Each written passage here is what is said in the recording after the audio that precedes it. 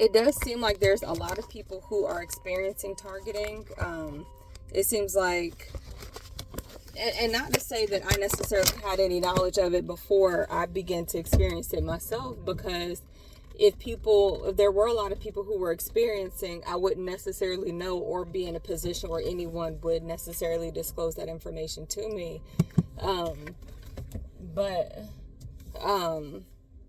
when it comes to the targeting, though, it does seem like there's a lot more people who are experiencing it, which would make sense because there's a lot more people who seem to be, and again, I wouldn't know, into witchcraft, who seem to be like willing to do certain things. Now, mind you, I'm aware of the fact that for a lot of people, they may not necessarily go into a situation, you know, with the intention of practicing sorcery. Like maybe somebody just presents it to them from one aspect of it, like you know, did you like this person in high school? Because it always seems to involve going to people in your past.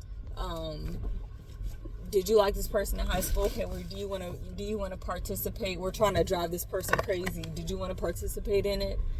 Did you want to, like, you have the opportunity to monitor this person inside their home? Did you want to do it? We'll give you access. And then before you know it, and then if that person does it, it seems like then that person becomes open to other things that they may not have known that they were opening themselves up to, where they may have just thought that they were going to just, you know, antagonize somebody real quick, or that they were just going to get back at somebody that they're still pissed off about. And then before they know it, now they're being approached in dreams. You know, now they're being approached in dreams. Now they're being given the opportunity to, now they're making deals with the devil or a satanic agent without knowing it. And then they get into witchcraft, and then they get into all these other things without knowing that what they thought was just an innocent little, oh yeah, I'll take this person's picture and send it here real quick. Like, yeah, I'll do this one little task real quick. Or it's like targeting has gigs where it's like, yeah, I'll do this, or I'll say this for this in exchange for this. And then they get approached in a dream, and then they make a deal, and then they find themselves going down a path that they didn't intend on doing. Like, I get that that is a huge element of this as well. Onto Redford Boulevard, CTHM. In 3/4 of a mile, keep right onto Redford Boulevard. Because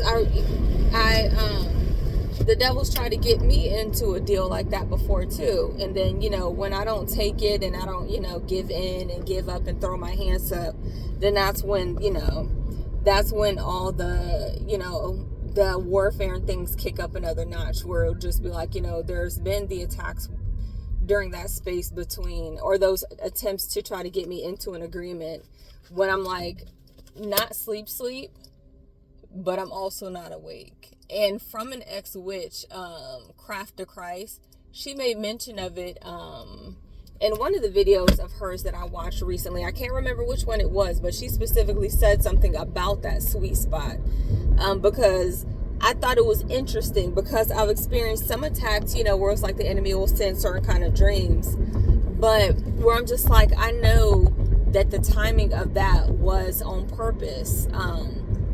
And I can't remember all of what she said about it, but I just know that there is something about the devil trying to get people into agreements by approaching them at that moment where they've just gone to sleep, they're just about sleep, but they're not fully in sleep yet.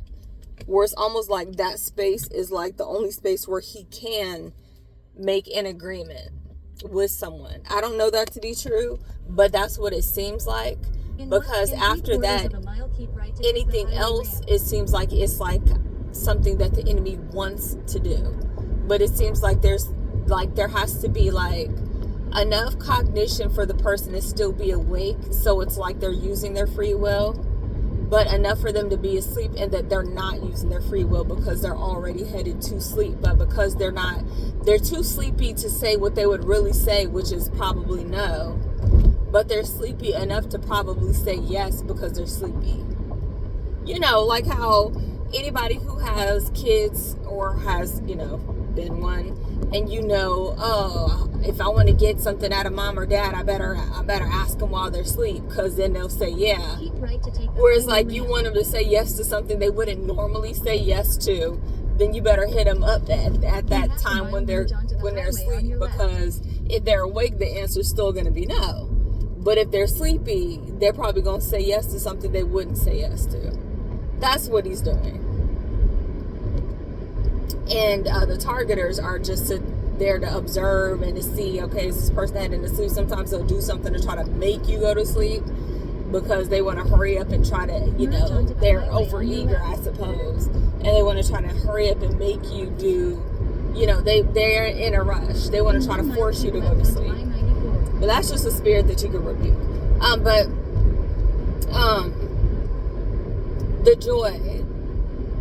The joy is something that has to be maintained, and you have to stay in the joy, because the joy helps to keep you in a position where you can't be reached. So when there are things that are being said, it's important not to listen, because the words are being spoken just to dishearten you and for literally no other